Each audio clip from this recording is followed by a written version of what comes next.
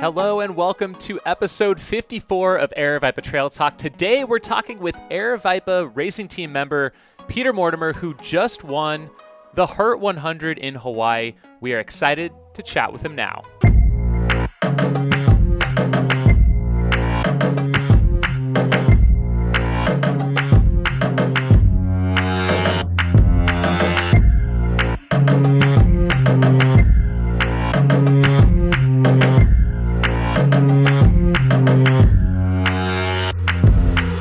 Hey, Peter, how's it going? So good to have you today. Wow, the Hurt 100, you just took the win this last weekend out in Hawaii. Congratulations, first off. Super exciting. How are you feeling today? Because I know you pushed hard for that sub 24. I actually feel really good. My muscles are recovered. I was even thinking about doing the uphill tonight. The biggest thing has been, I did have a little bit of chafage like to deal with, but the squirrel's nut butter took care of most of that. But yeah, I feel pretty good. Sleep's back on track and ready to get back at it. So. Yeah, it can be really humid out there. I did run the Hurt 100 back in 2015. But for those viewers out there who don't know a lot about the Hurt 100, it stands for Hawaii Ultra Running Team 100, I'm pretty sure, Hurt 100. It's on the island of Oahu, near pretty much right on the edge of Honolulu. But tell the folks out there, what is this race about? It's one of the toughest races, 100-mile races, I think, in North America. Yeah.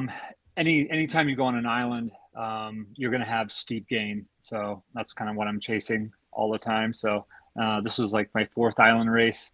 I'd never been to Hawaii, which I was really excited about. So I kept telling myself, if I ever get in the Hurt, I'm going to Hawaii. And yeah, it's everything you'd expect, jungly and rooty and wet, really wet.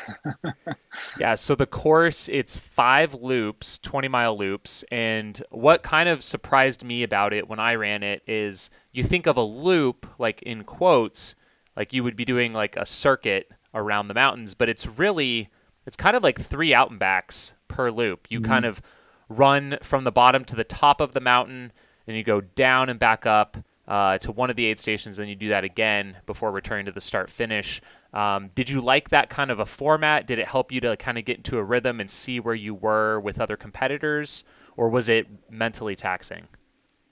I really didn't mind it. I'm not much for out and back or looped races, but like you said, the 3 climbs, that's kind of how I broke up each lap. I'm just like climb number 1, climb number 2, and just kind of because after doing 1 loop, realizing I had 4 more, I was like, oh my gosh, this is this is not going to be an easy day. So um, I really liked seeing the other athletes out there on the out and backs, and but then there was that one section on the loop where you can kind of steal away for a little bit, and if you're playing the mental game when you're racing, they don't know where you're at.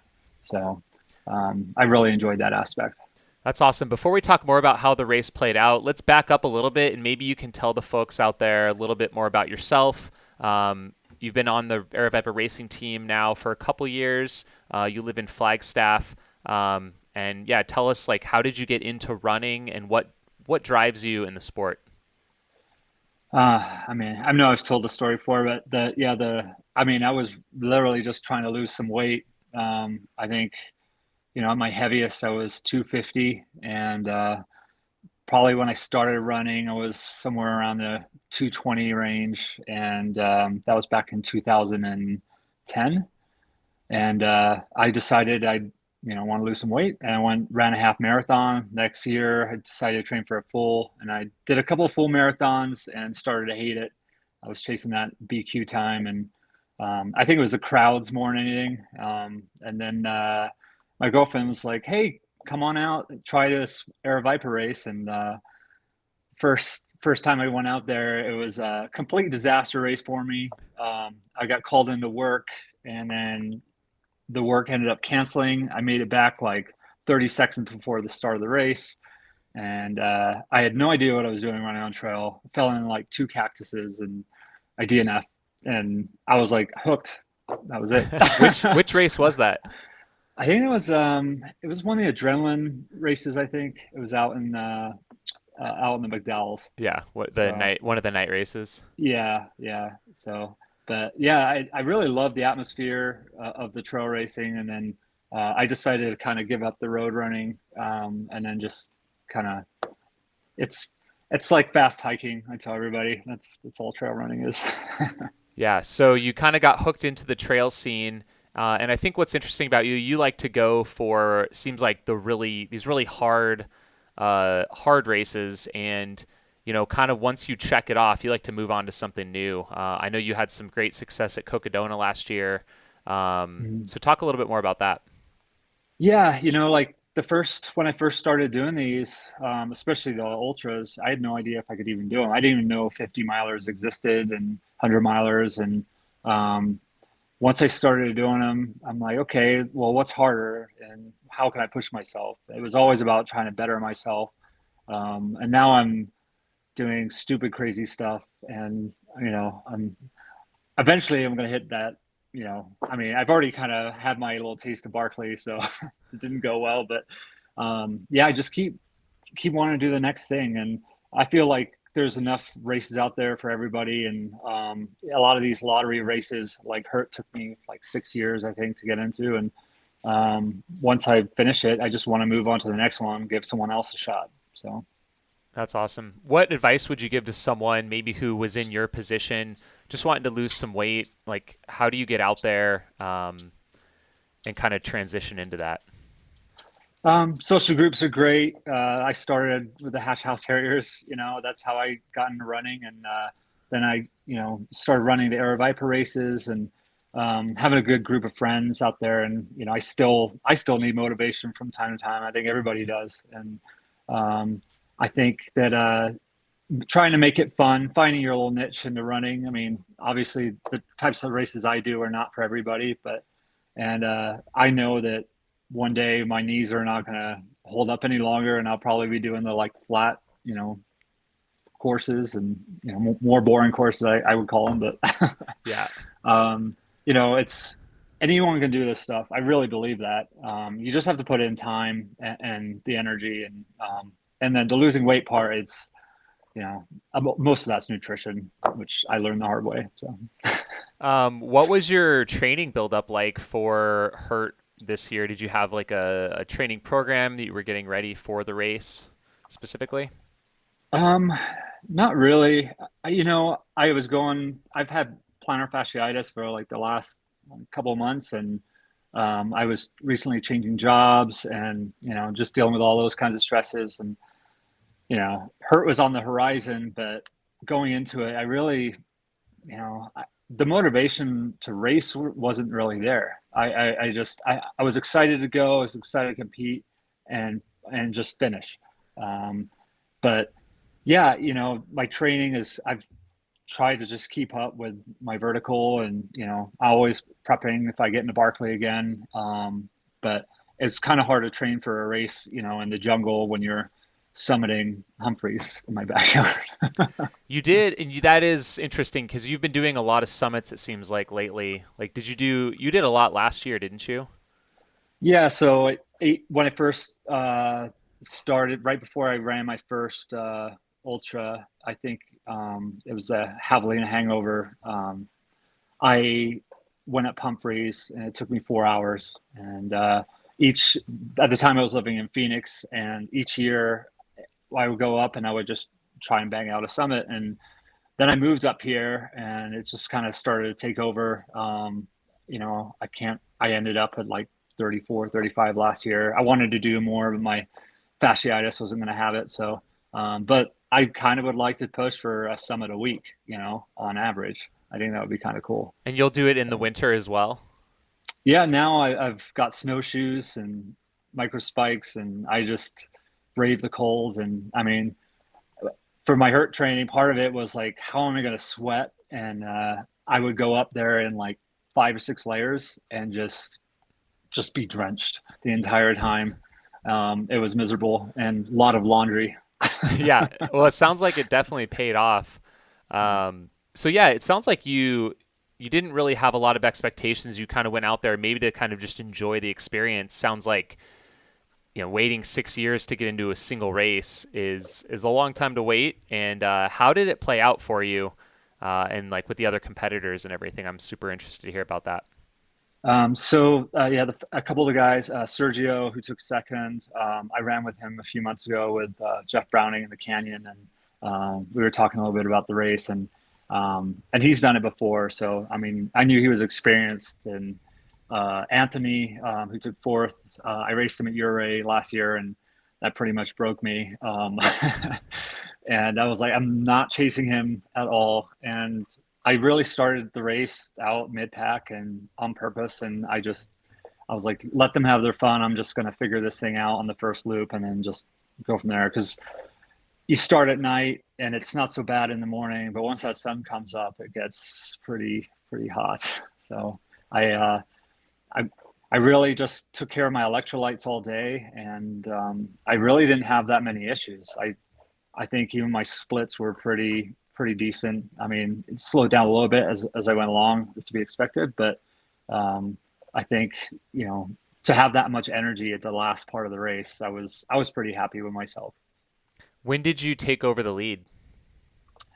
I came in on the fourth lap. Um, I was gaining on Sergio, and then I ended up passing him. Anthony was still far ahead, and I still was like, "There's no way." I was telling everybody at the A station, "I'm not going to catch him." And then at the yeah, we had about 27 miles to go, leaving that last aid station to close out the final fourth loop. He was at the aid station. I saw him there, and he wasn't doing so hot.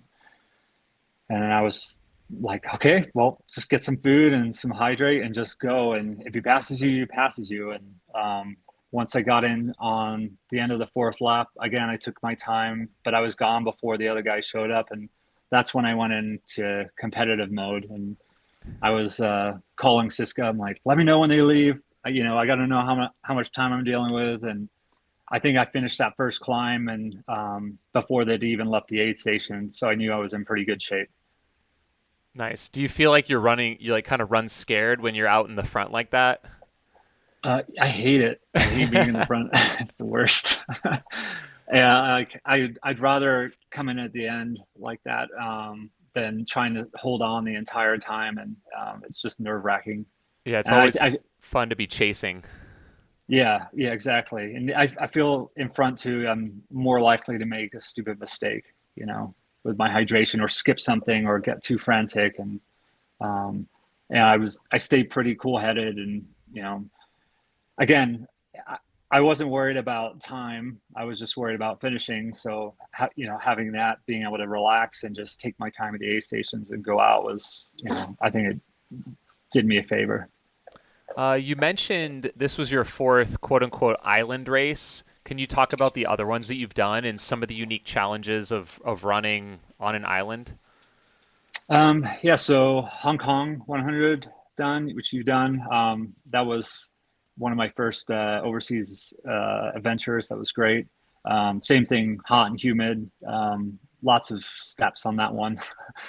I've done Catalina, which that was a really fun race too. Again, just you hit the vertical pretty quick. Orcas was the other island race I've done, and not hot at all. In what was it, February, beginning of February? I did that one twice because the first time I DNF because of injury, and so I had to go back and finish it. But Was that the um, 100 mile you did there? yeah, Okay. yeah, that was another tough one. Yeah, that looks Glad, brutal in a different way. yeah, I remember the first year getting up there to Mount Constitution, and I was holding my poles, but I couldn't feel my hands, and so my poles were literally floating in space, and I'm just running with them, and I'm just Oh like, my how is this gosh. happening? Were you able to get him to Miserable. warm up at all or no? Yeah, I mean, it's just when you break, it's kind Oh, of the okay. opposite of, well, yeah, when you break the tree line, you get that in orcas, you get that cold air from the ocean there, and then in Hawaii it's a little bit different. You get that nice warm gust, and in Hawaii though you'd rather be in the canopy, I think, than above it because that sun is like sweltering at that height. Yeah, what were the course conditions at Hurt this year? Was it rainy, muddy, and sloppy, or not so much? Yeah, it rained the day before and a little bit during the day. Some showers, and then it got really hot when the sun was out on full swing. So I just I never sweat so much in my life. Yeah. And there's like an infamous section on the top part of that course. There's some photos you can check out online, but it's just like the trail is just roots. Like you're just over these roots and they get slippery and wet. And I remember just like grabbing onto trees to like try and get through some of these sections. Was it kind of like that this year? Oh yeah, yeah, and just there's these giant pockets. I've got long legs, so look, not just like you do, so you can kind of like reach over with them. But yeah, you're still grabbing onto stuff because everything is so slick. You can't trust a root, can't trust a rock. The only safe ground is like the little mud pockets that you find in between everything else. It's So you're kind of tiptoeing. it's kind of comical to like think about. You're like racing a 100-mile race and like it's like everything is covered in oil or butter or Yeah, something, just slipping your way through it all. I think it was like 100 miles of hopscotch. Yeah, So. basically. Um, yeah, well, what's up next for you the rest of this year? Do you have a little recovery time? So the next big one is Western States, which I got into. Before that, I really don't have anything planned, but I'd like to just jump in and stuff every now and again. It's good for my training. I got Trans Rockies in August, which I'm going to do, and then I signed up for the Barkley Fall Classic. Um, Hopefully, secure a spot for next year. So. Nice. But other than that, like just whatever I can fit in, I definitely I want to be out there at Cocodona this year just to cheer some folks on. And that was one of the most amazing races I've done. Yeah, do you want to talk a little bit more about that experience? Like, I know you did another 200 before that, right? Yeah, that was my fourth 200. Okay. So I've done Tahoe, Bigfoot, Dragon's Back, which was a stage race, and then yeah, Cocodona. Yeah, maybe talk So about how it compared to those other ones. How did it rank in terms of like difficulty or anything else? um, I think day one was, I think you asked anyone, day one was harder. I mean, that was for any of the 200s. Normally, I'm going to kick back and just kind of relax and ease into this thing. And that was just like you got thrown to the fire. But Cocodona was great for me because it was local. You got to connect all these awesome places together. And then I had friends fly out to help support and just kind of brought everything. But on those 200 milers, especially, I always try and have like a giant crew and make it a big party. And, and then anyone that wants to jump in and run with me, feel free. So Cocodona had all of that and more. That's awesome. Um, let's see. Yeah, maybe talk about Aeroviper Racing Team. Have you been able to connect with some of the other team members and kind of support one another throughout the year? Yeah, I always love to. I run into Drew and Austin up here in Flag. I normally see him on the uphill or just we always bump into each other randomly on the trails. And Drew and I trying to connect for we recently just tried to get up Akasi and which you can only do in the winter here. And it took us 3 tries, but we got it done. Snowshoeing up there, which for both of us is brand new, hadn't done it before, and um, so and I love if I'm down in Tucson running with Charlie, those guys, same thing. I'm just I'm one of those people. I like to connect with all runners from all over. So anytime I'm in town somewhere, I just message someone. I'm like, hey, let's go check out the area, and I offer the same thing when they come to visit me. Take people up Humphreys all the time, Grand Canyon. It's like a little tour guide. That's awesome. How many Humphreys summits have you done so far this year? Did you Just the get one. just the one so far? Yeah, yeah. I was Nice. trying not to kill myself for the hurt, and when we got Agassi on that third final try, we went up and tagged it too. So, um, but it's actually not bad in the winter. It's really nice because all everything fills in with the snow, and especially once it becomes packed, it actually becomes easier to get up there. You just have to deal with the blistering cold. Yeah, Um, it kind of smooths over all the rocks and everything like that. mhm. But the trail itself is definitely is just like hurt. So going up and down that constantly gave me a really, I think, good advantage of learning to dance around the technical trail. Nice. That's awesome. Um, how many years have you been putting in for Western States? Just kind of curious. 7. Okay. So it's kind of Yeah. a bucket list year for you. It sounds like you got some luck in the lotteries and have you been out there before for the race to spectator pace? Yep. I've paced twice, spectated. I've been there 3 times, I think. So I know what to expect and the atmosphere. I mean, it's on the world stage too. It's great. And I have friends. I used to live in Northern California, so I have friends up there. It's always kind of good to connect with them as well. Um, and again, I'm literally just going to finish. And if I do well, I do well. But um, I don't want to wait another 7 years to try again. So Yeah, for sure. It sounds like I'm sure it's going to be a big party, especially for Western States being such a big stage, and it sounds like you like to have a good time out there. oh yeah, yeah. Well, we're starting the plans now. So Nice. I want to talk. It's become kind of an infamous thing, Pete's Meats. So for those of you out there that haven't experienced this yet, you started. I think you just like to barbecue and cook up some good food. I think you came back out at Cocodona, if I'm not mistaken, and then yeah. also at Haviland 100. So tell us about that kind of inspiration behind that. So I've been barbecuing, my entire adulthood life. I wasn't good at it when I was younger. Thought I was not. Um, but yeah, once I got into trail racing, I just loved the atmosphere, and I think one of the first years I was at, or second year after I ran Havilene 100, I went out there to the Coyote A station, and I was out there with like Sage and um, Was Tim out there? I think so. Yeah, Yeah. yeah. I just brought my barbecue out and I started grilling up, and people started pulling me out from other races that I was running. Like, hey, you're the guy that was cooking those brats, and I just really enjoy doing it. So anytime I can, I've done it. I've done it at Black Canyon, and yeah, after Cocodona, I definitely I went up there and I just grilled up, and it was great because again, it's my backyard. It wasn't hard. I took a quick nap, just went straight up the mountain, and it was started supporting the runners. So, and I did get a lot of confused looks because they're like, "Where are you running this thing?" But You just drop out and start grilling up some yeah, brats at the top of Eldon, no big deal. yep. No, but and it's just a kind of way I can give back. I like doing it.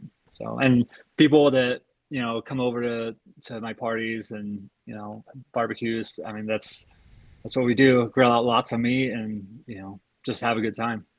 Nice, that's awesome. Uh, bucket list races. It sounds like getting back to Barkley is high on your list. Do you have anything else out there that you're eyeing out there in the world? Uh, Tour de Jean for sure. Tour de Glacier. um, I man, what else? Diagonal de Fou. Like, there's so many, especially overseas races. And I try if I can do one a year. Obviously, the last couple of years has been different. I was supposed to do the Montana Spine Race this year, and which is back home for me. And I had to put that on hold because Western States. So I'll be hopefully doing that again next year. And for those that don't know, that's a 269-mile race across the Pennine Way, which ends in like the border of Scotland. So yeah, I just anything I see in magazines, it was ever since getting like an ultra running magazine all those years ago. And I think I saw like Francois Dehane like running at UTMB. I'm like, I want to do that. That looks amazing, you know, and that's kind of what inspired me. And so hopefully in all the pictures and the videos I take and I post, like inspires other people to do the same thing. Awesome. It sounds like we might be seeing some footage, I think, from your race at Hurt. I don't know if you were filming while you were running or just before and afterwards. Yeah, so I had my son out there at the aid stations, and I went out and did a couple recce's beforehand to kind of learn the course. So then I did shoot some video. I didn't carry anything during the race because you can't even look up. You just Yeah, no, not going to happen. yeah. No, I mean, it was out of the question. So, but yeah, we got some decent footage of me coming to the aid station. Most of me looking wrecked, especially during the day. I know there's a great photo that Siska took of me where I'm just like just completely just destroyed, holding a popsicle, and I've got this ice bag on my hat on top, and it's just I just yeah, you could just see the heat had just taking its toll on me, but that popsicle saved my life. Nice. Well, it sounds like we're going to be getting a hold of that footage and putting it together and sharing it. So keep an eye out for that. Really looking forward to that. That'll be a cool insight to your race. When I ran Hurt, I was pretty blown away by the aid station support and just the community support. Did it feel that same way this year? Like it just seemed different than a lot of other races I've been to. Just the variety of food I thought was incredible. They had like little individual wrapped burritos and all kinds of stuff that was just awesome. Yeah, yeah, rice balls. Yep. I got to give a shout out to Freddie and his rice bowl though. Oh man, that was I had that pretty much every time I came in. It was rice and brats, like fried rice and brats, and oh, so good. I love real food at races. You know, I'll take the spring energies in between, but yeah, anything you can wolf down that's good and hearty, that's for me. So I love races like that with unique aid stations. So the food, and I'm again, I was 250 pounds once. I'm a foodie, so I like to eat. But one of the best aid stations I've ever had, Barnum, was at Orcas, and they had a sushi aid station, which Nice. I'll never forget. And I had this mango rice ball sushi. It was just delectable. That's So, awesome. So cool. Awesome. Well, anything else you want to share with us or the viewers this morning? um, thanks for supporting me, and again, I'm really shocked, and I Jamil, you're a huge inspiration for me. So is your brother Nick, and um, it's funny. I kind of use you guys as when I talk about my running personality. I kind of say like I'm a split between Jamil and Nick because Jamil runs with like this like complete passion, and Nick is runs with this like complete dedication, doesn't deviate, and I always have to like fight between the two Uh-huh. to keep myself together because I mean I can run smart, but the passion takes over sometimes, and you just you got to go, you got to send it. Are you So saying I'm um, reckless? no, no, no, not at all.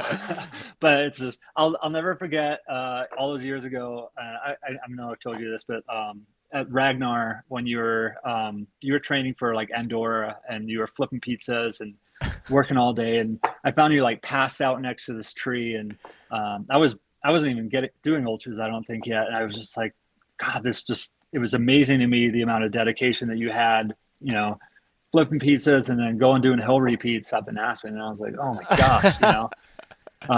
But that's what it takes, that's what Sure. it takes. Yeah, that was pretty insane. Well, I appreciate that, Peter. Thank you. And yeah, Yeah, you're an inspiration as well, I think, to so many people out there.